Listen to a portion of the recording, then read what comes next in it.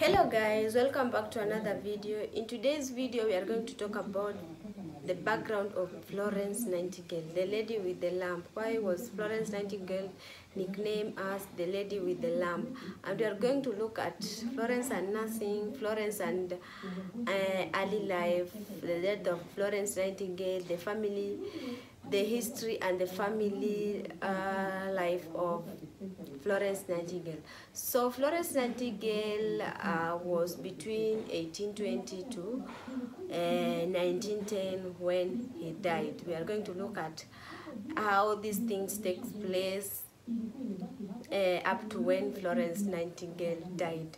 Why did Florence Nightingale die? Was it because of nursing? Was it because just Florence Nightingale was old?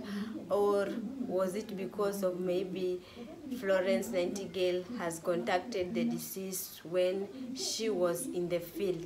So the lady with the lamp was a British nurse, social reformer, and statistician, best known as the founder of modern nursing. Her experience as a nurse during the Crimean War were foundational in her view about sanitation. She established St. Thomas and the Nightingale Training School of Nurses in 1860. Her effort to reform healthcare greatly influenced the quality of care in the 19th century and the 20th century. So we get that Florence Nightingale really had a battle with the family, especially the mother, who viewed that nursing, during that time, nursing was viewed as a profession that was not supposed to be done with people in the social class.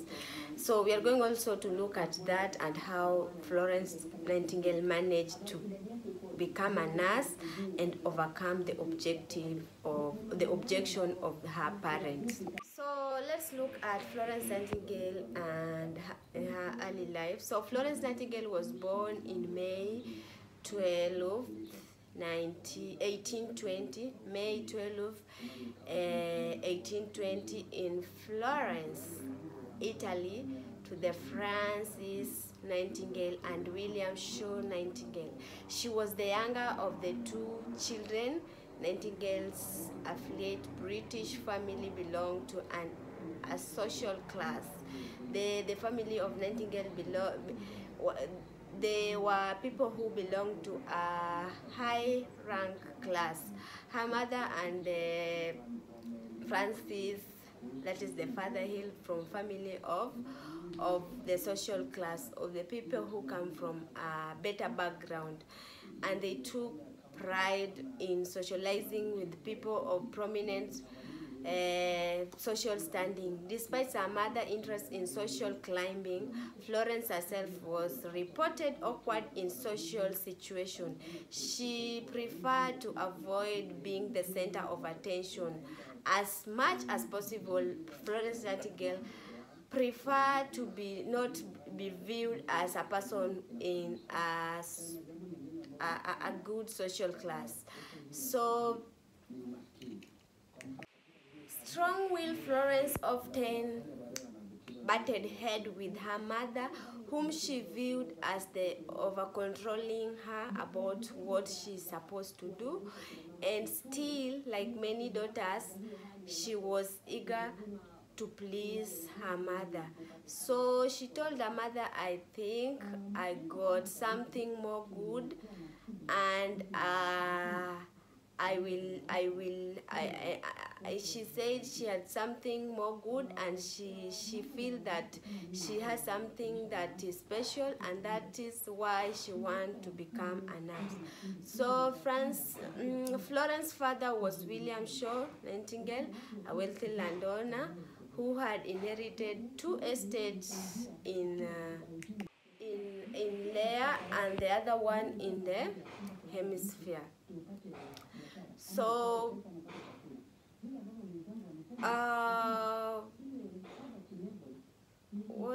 when Florence was 5 years old, Florence was raised in a wealthy estate Leahurst, where her father provided her with classical education, including studies in German, French, and Italy. That is why in one of the documents they usually say Florence Nightingale was an eloquent person.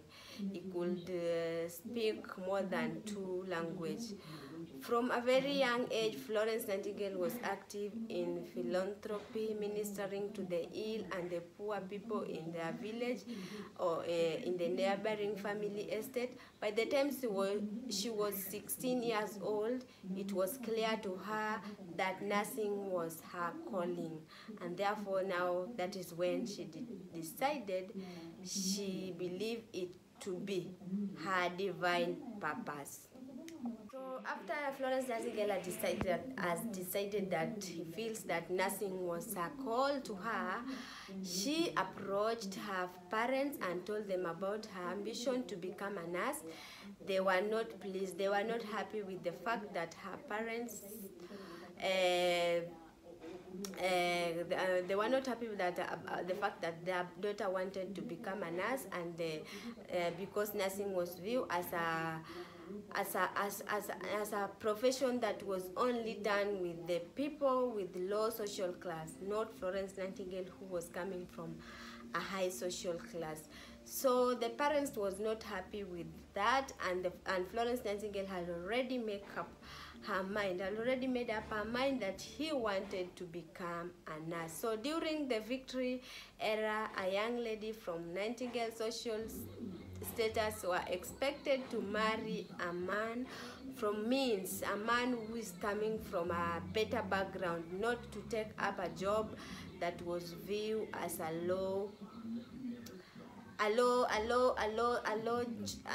job that was not supposed to be taken with a person who is coming from a higher social class. So when Nightingale was 17 years old, she refused a marriage proposal from a sable gentleman who was called Richard, and Nightingale explained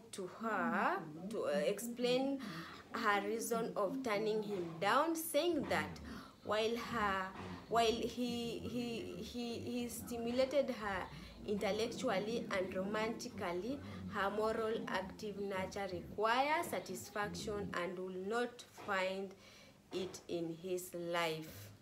So let us conclude that Florence Nightingale did not marry anybody. Florence Nightingale was single all of his life. So she determined to pursue her true calling despite her parents' objections.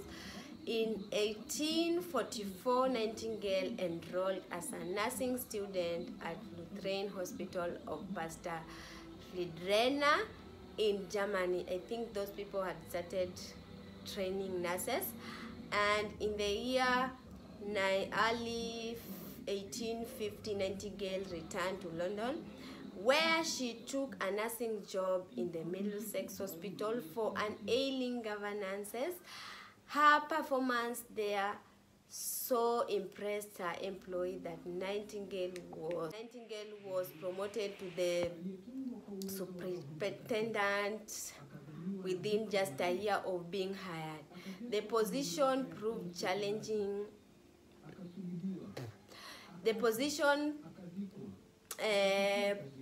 Proved challenging as Nightingale grappled with cholera outbreak and unsanitary conditions and unconducive environment to the rapid spread of the disease. Nightingale made it her mission to improve the hygiene practice, significantly lowering the death rate at the hospital in the process, and the hard work took a toll on her health. So during her work, Nightingale fell ill, and sometimes she could not perform as she expected. So she had barely recovered when the biggest challenge of her nursing career presented itself. So let us look at Florence Nightingale and the Crimean War. That was in October 1853. The Crimean War broke out. The British Empire was at the war against the Russian Empire for controlling of the Ottoman Empire, and thousands of British soldiers were sent to the Black Sea, where supplies quickly down, and by 1954 no fewer than 18,000 soldiers had been admitted into the military hospital, where there was poor sanitation, the hygiene was poor, the environment there was not sufficient for the people who are sick. So at the time, there were no female nurses stationed at the hospital in the Crimea. It was because the poor reputation of the past female nurses had led to the War Office to avoid hiring more female nurses. But after the Battle of Alma, England was in uproar about the neglect of their ill and injured soldier, who not only lacked sufficient medical attention due to hospital being horrible and understaffed, but also languished in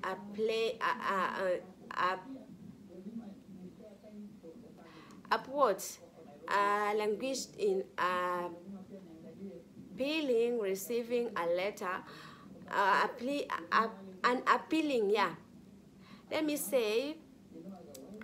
because of so many soldiers has fallen sick, and they were not in a better hospital.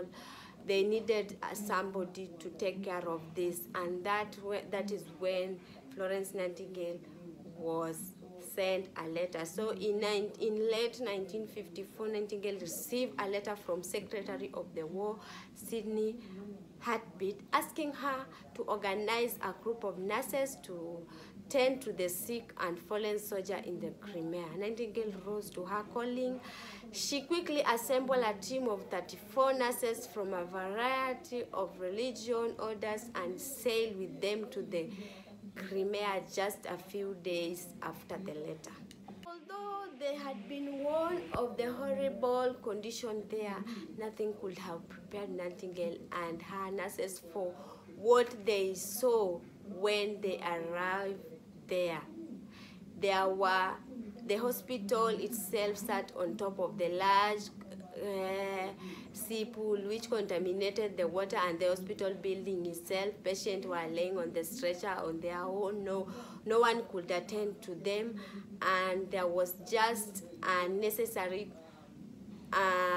condition there was not just good for the patient, and people were dying during that time, and so many soldiers had fallen, and sick people were everywhere. There was outbreak of diseases, and Nightingale had to do something. So when they arrived there, no nonsense, Nightingale quickly set to work with her group. She proceeded she asked 100 scrub brushes, and Florence Nightingale just asked things so that he could clean the hospital and make the environment good for the patient. Nightingale herself spent every working minute caring for the soldier. In the evening, she moved from the dark places to one place to another, taking care of the patient, washing the wound, talking to them, encouraging them. That is why, and she was walking with the lamp, and that is where the lady with the lamp, that is where that name came from. So in addition to vastly improve the sanitary condition of the hospital, Nightingale created a number of patient services that contributed to improving the quality of their hospital stay. She instituted the creation of invalid kitchens, where appealing food for patients with special dietary requirement was cooked. She established laundry so that patients would have cleaned their linen there. I think that is how our current hospital usually are built. When you go to most hospital, we have a kitchen where food are cooked, and also we have where patients are also a laundry where patients are supposed to wash their clothes, or the dirty linen are kept there so that somebody could come, somebody can come later to wash them and put them somewhere nice. So she also instituted a classroom and a library for patient intellectual stimulation and entertainment. When you go to most hospitals, you can get some hospital, they usually have the Bible maybe and a storybook. Some hospital, most of the hospital currently is having television just to entertain them. This was invented and put in place by Florence Nightingale. And most of the things that we usually do right now is what Nightingale did when she was a nurse, based on her observation in the Crimean War. When he was attending to the patient in the Crimean War, Nightingale wrote a note on matter affecting the health, efficiency, and the hospital administration of the British Army. An 1830 pages book analyzing her experience and proposing reform for other military hospitals operating under the poor condition. And I think the improvement of hospital was laid down by Florence Nightingale. And right now, when you go to most hospitals, hygiene is very important. Hygiene is what most hospitals usually consider. If the hospital is not washed clean every day, or it is not the waste are not disposed to the right place, there should be something that has to be done so that whatever they are not doing right should be improved. So in that book, Florence Nightingale wrote a total restructuring of the War Office administrative department, including establishment of Royal Commission for the Health of the Army, and it was in 1957. In that book, that was 830, Florence Nightingale explained every bit how the hospital should be, how even if you go to the hospital now, we have the administration department, the accounts department. It is not mixed up like the hospital that were there when Florence Nightingale was doing was working as a nurse in the Crimean War, and that was an impact in the nursing, in the hospital, and in the nursing as a career. So again, Nightingale remained on the Scuttery for a year and a half. She left in the summer of 1856 once the Crimean War was over, and returned to her childhood home, that is Leahurst. To her surprise, she was met with a hero welcome, which the humble nurses and her best to avoid. The Queen rewarded Nightingale's work by presenting her with an engraved brooch that came to be known as the Nightingale Jewelry, and by granting her a prize of $250 from the British government. So when the war was over, Florence Nightingale returned home and was welcomed with those jewelries, and was given a price of $250. Yeah, that was what happened when Nightingale returned and after the Crimean War. So let us look Nightingale with statistician, or the statistic. Florence Nightingale, when I started the video, I said that Florence Nightingale was a statistician. So with the support of the Queen Victoria, Nightingale helped create a royal commission to the health of the army. It employed leading statistician of the day, William Ferry, and John analyzed army mortality data, and what they found was horrifying. 16,000 of the 18,000 deaths were from the preventable diseases, not diseases that could not be prevented. Or maybe not from the battle. They thought that the disease was from the battle, and that was not the case. Nightingale analyzed this data well and presented to them with the help of Queen Victoria, and they found that only 2,000 people who did not die or who fell sick recover from diseases that was preventable, not from the battle. But it was Nightingale's ability to translate this data into a new visual format that really caused a sensation.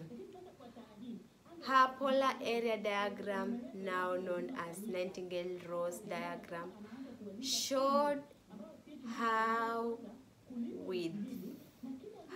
the sanitary commission's work decreased the death rate and made the complicated data accessible to all, inspiring new standard for sanitation in the army and beyond. She became the first female member of the Royal Statistical Society and was named as a honorary member of American Statistical Association.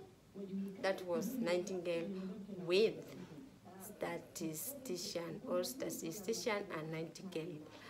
So Nightingale, how did Nightingale impact nursing, or what was the impact of Nightingale in nursing?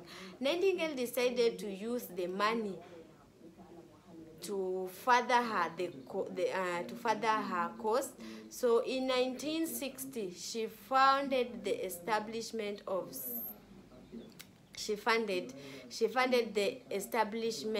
of St. Thomas Hospital, and within it, Nightingale built a nursing training school.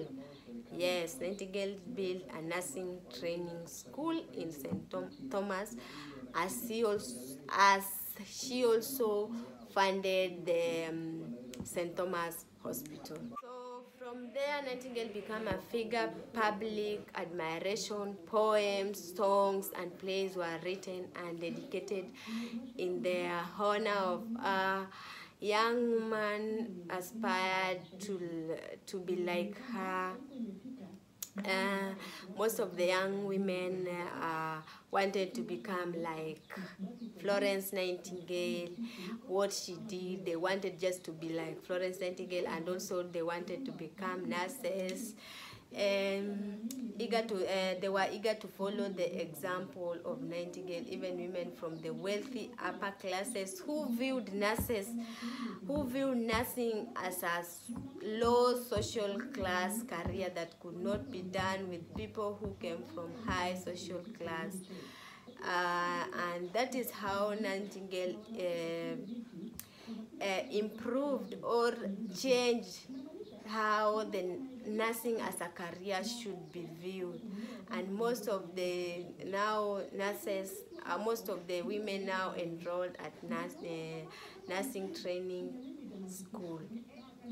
How did Nightingale die, and how did... So we get that when Nightingale was at the Scuttery, Nightingale had contracted crimin fever and would never fully recovered. That means Nightingale would become sick most of the time and recover just for a while and again become sick most of the time. So by the time she was 38 years old, she was home and bedridden and would be... So for the remainder of her life, Nightingale did not perform as she expected. But to our surprise, Nightingale was determined to improve the hospital condition and to continue with her work from the bed. She reminded an authority and advocate of health care reform, interviewing politicians and welcoming distinguished visitors from her bed. And by that time, when Nightingale was on bed and could not do any other nursing course, she was contacted, she was consulted about how they could manage patients, they could take care of the hospital, what they could do when there is outbreak of diseases, and Nightingale would give them the right information and patient will get well from the bed of Nightingale. Nightingale, when was 38 years old, I've said when Nightingale was 38 years old, she was bedridden and could not recover fully. So by that time, she could not perform as she expected or as she wanted. Maybe Nightingale wanted to perform or to be a nurse the whole of her life, but maybe because of something or because of the disease or because of the will of God, Nightingale could not do that. So in 1859, she published a note on hospital which focused on how to properly run civilian hospital. Throughout USA, civil war, she was frequently consulted. I said she was frequently consulted about how to be best manage the hospital field and the patient. Nightingale also served as an authority on public sanitation issue in India for both the military and civilians, although she had never been to India herself. So in 1908, at the age of 88, now by this time Nightingale had already become old, she was referred the Merit of Honor by King Edward. She was conferred the Merit of Honor by King Edward in 1908, and in May of 1910, she received congratulatory message from King George on her 19th birthday. So, by this time, Florence Nightingale maybe has become exhausted, and she has put a lot of impact in nursing. She has improved nursing, she has improved hospital, she has said things how maybe if the disease is there, how the military patient could be managed if the disease, if there is outbreak of diseases. She had put it in place how all these things could be done. Also, she had already set the sanitary condition at a high standard, and people were very happy with that. So let us look at Florence Nightingale and the death and about the legacy the Nightingale left. So in August 1910, Florence Nightingale fell ill but seems to recover and was reported in good spirit. A week later, on the evening Friday, August 12, 1910, she developed an array of troubling symptoms. She died unexpectedly at around 2 p.m. The following day, Saturday, August the 13th, 1910, at her home in London, I think they received the message and people had to mourn about that. Characteristically, Florence Nightingale had expressed, she has told people that she desired her funeral be a quiet and modest affair, despite the public desire to honor Nightingale, who tirelessly devoted her life to prevent diseases and ensure safe and compassionate treatment for the poor. and the suffering, respecting her last wishes, her relative turned down a national funeral. The lady with the lamp was laid to rest in Hemisphere, England. Florence Nightingale died and was laid to rest in peace in Hemisphere, in England. So in the Florence Nightingale, which sites at the sites of the original Nightingale Training School for Nurses, houses more than 2,000 artifacts commemorating the life and the career of the Angel of the Crimea. To this day, Florence Nightingale is broadly acknowledged and revered as the pioneer of modern nursing. That is the mother of modern nursing. Everything you see nurses do today, everything you see nurses practicing today, or everything you see changed in the hospital, or how the hospital, the condition of the hospital, the sanitation of the hospital, that was the work of Nightingale. And therefore we have come to the end of this video about the background of Nightingale. So let us meet in the next video, where we will be talking how, from the death of Nightingale, how nursing has developed. Thank you for watching this video. Let's meet in the next video.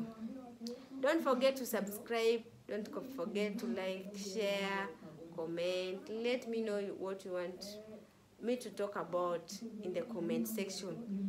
This is how nurses used to put on, especially this cape. They used to put on this cape during those times before they changed everything. They used to put a white dress, or a white dress. Yeah, it was a white dress with the white cape. I don't know them. I'm going to search the meaning of this cape, and I will tell you in the next video about it. But this is how nurses used to put on those days, during those early time. Right now it is still there, but they have several hospitals maybe use their own uniform, or they have maybe to put white on those uniforms, just to represent Nightingale as our mother of modern nursing. So I've talked a lot now. Let's meet in the next video. Bye.